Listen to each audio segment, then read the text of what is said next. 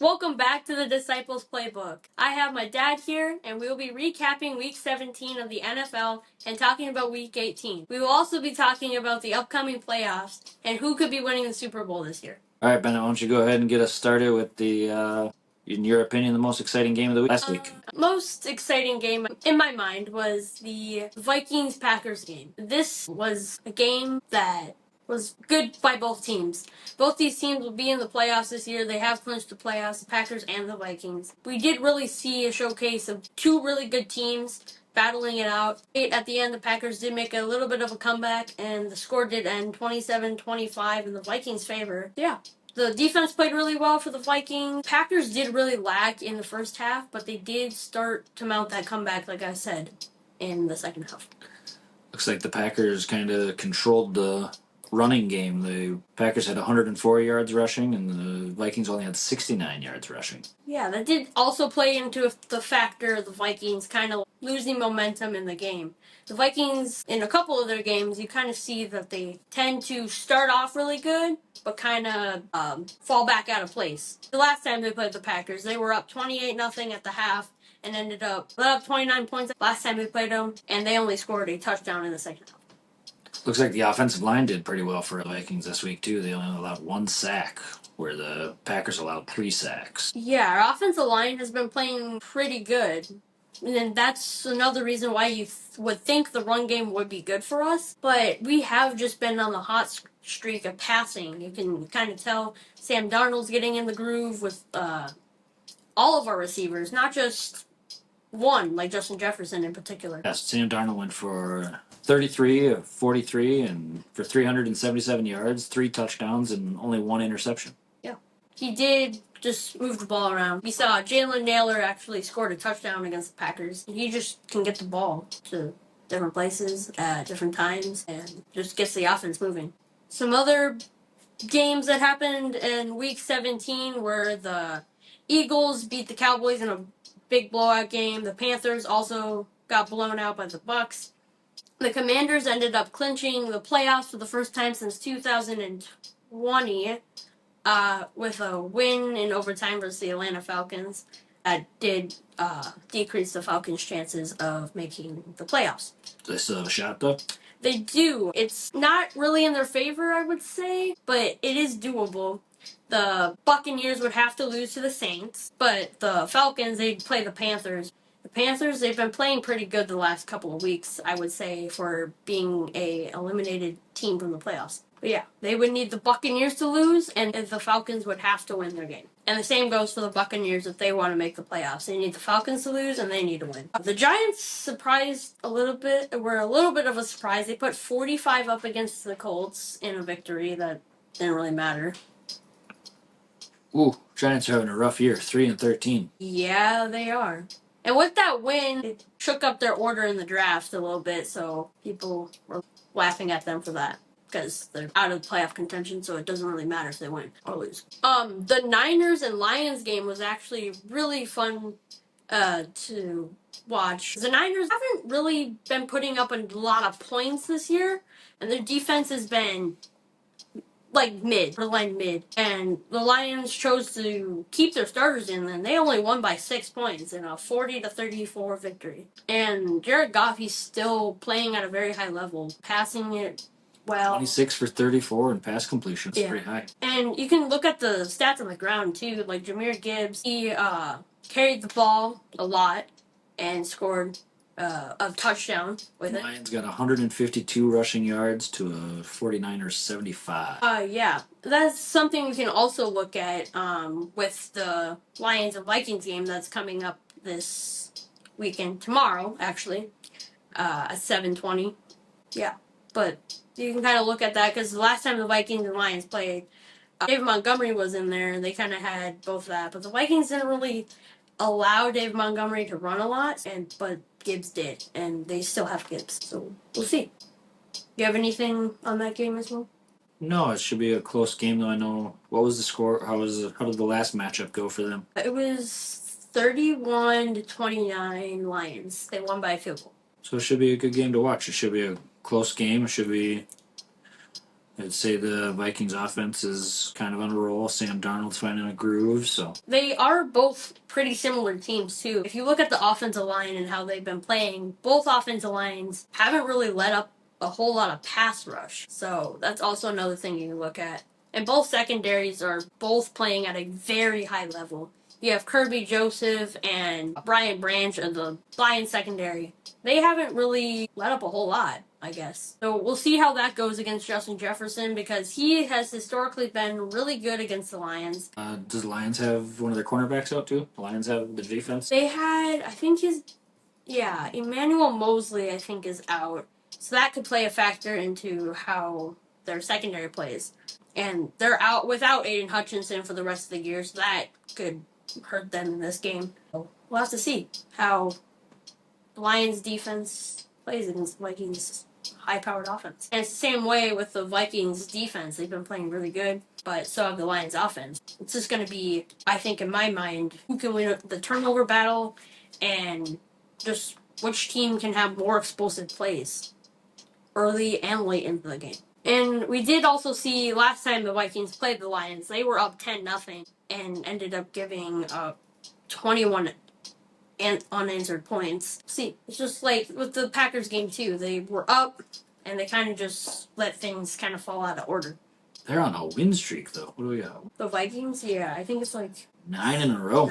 9 wins in a row. Yeah. And that's just part of that's with the defense too. They've been given the ball, they've been put on the field and tested a lot, especially because third, fourth quarter, the Vikings offense, like I said, they kind of just get away from things a little bit and just give the other team more chances. But the defense has been pretty good at stopping the other offense. Both quarterbacks, Sam Darnold and Jared Goff, they're both playing at an MVP level, I think. And they both did get elected to the Pro Bowl, so see how that goes. And both teams are fighting for the number 1 seed in this matchup.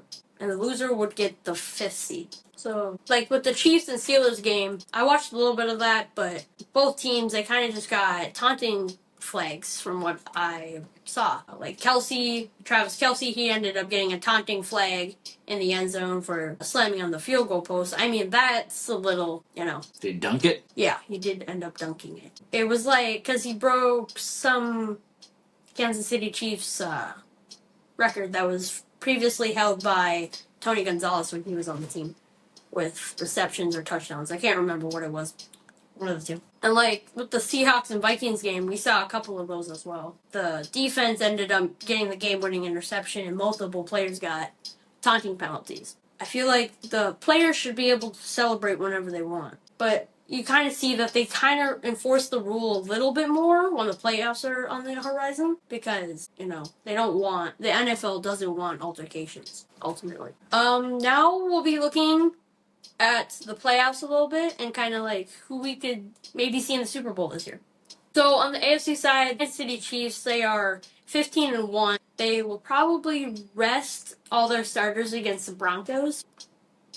Yeah, but they do have the number 1 seed locked up no matter what. A loss wouldn't hurt them here this upcoming week. And on the AFC side, the 3 teams that could be making the 7th seed are the Broncos, Dolphins, or Bengals. It's like the Buccaneers and Falcons scenarios. They need the same thing to happen to all the teams. So the Bengals can make the playoffs with a win and losses by Broncos and the Dolphins. And the same thing for the Broncos. They would want the other 2 to lose. Same with the Dolphins. They'd want the Broncos and Bengals to lose. So what teams do you think could make it out of the AFC this year? Well, Ravens obviously are on a roll. Bills are obviously on a roll.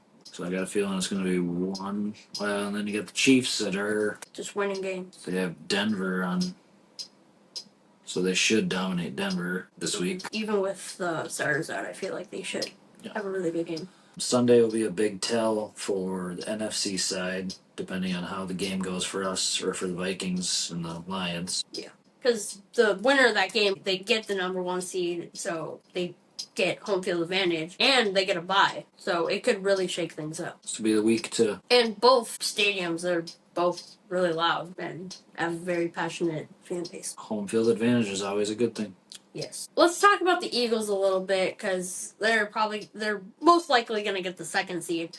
But this week, they have the Giants, and we know that Saquon Barkley is 101 shy of breaking the NFL single season record of rushing yards held by Eric Dickerson. And the Eagles made the ultimate decision, and they're going to sit him. So he's going to finish 101 yards shy of breaking that record. What are your thoughts on the Eagles sitting him? 101 yards would be that'd be a good game for him. So if they'd rather keep him healthy for the next round, I guess I don't blame them, because 101 yards is a really good game anyways. So I don't know how likely he would be to hit that. Yeah, that is a good point. But yeah, see if that, if the Eagles end up, winning the Super Bowl, then they probably won't hate the decision. But if, they fall short, they might end up regretting it later. So how the playoff picture will probably go is the Chiefs will get the #1 spot, and the Bills will play the 7th seed. And in my mind, I feel like the Bengals could very well get this. If they get into the playoffs, they could be very dangerous this year, I feel like. They got enough things going their way right now that they could sneak in there. Well, the Broncos, they probably lose against the Chiefs, even with the starters, sitting. I feel like the Broncos are going to lose there. The Dolphins, they play the Jets, so we'll see how that goes. As the Jets, they've kind of sucked this year, really. But the Bengals, they've been on a hot streak lately, I feel like. They've been in a lot of close games with big teams like the Ravens, the Chiefs. They did end up losing those games. I feel like they could be a very dangerous team if they come into the playoffs. And so I would love to see the Bills play the Bengals round 1. That would be a heck of a game, I feel like. Bengals, round 1? Yeah. And then the Ravens are the 3rd seed, so they would play the 6th seed, so they would play the Chargers. Well, yeah. Well, if the Steelers end up losing to the Bengals and the Chargers win, they would take their spot. So, all the teams that are in the playoffs, they really just need to keep winning. They just need to win this week. So yeah. Well, whoever, makes it out on both sides, it's going to be a heck of a Super Bowl, I feel like. Because if you look at all the teams who are in the playoffs, they all have something that really just stands out to them and them uniquely, and they're all very dangerous, I feel like. Do you have any more thoughts on the playoffs? No, I guess I'm looking forward most to the Vikings-Detroit game this Sunday to see who clinches the #1 seed. Yep. Because that is a very big difference between 1 seed and the 5th seed. Yeah. Significantly. A little extra week. Yep. Week of recovery. And then you would have to be going on the road if you're the 5th seed too. It's kind of crazy how we look at the NFC side, really. On the AFC side, I don't think you can really see it. There is teams that have better records below the 3rd and 4th seed, which is shocking. It's weird the way it works out. Yep, because they have to go by division, the first in the division. Would you say NFC North has the toughest division right now? I would say so. Minus the Bears, obviously, because they kind of sucked this year.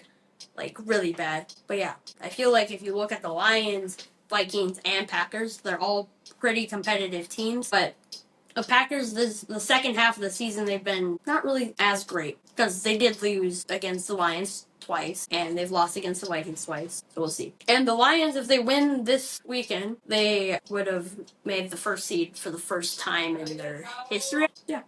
All right, we're going to make a little bit of predictions for the championship games on the AFC and NFC side. Okay. So who do you think on the NFC side? What 2 teams would be squaring off in the NFC Championship? Eagles and Vikings. All right. You pick the AFC side. The AFC side, I feel like the Bills could definitely make it there. So I'm going to pick the Bills. And instead of the Chiefs, I'm going to go with the Ravens. I feel like the Bills and Ravens would be squaring off in the AFC Championship side. Well, let's see how this next week goes. See y'all next week.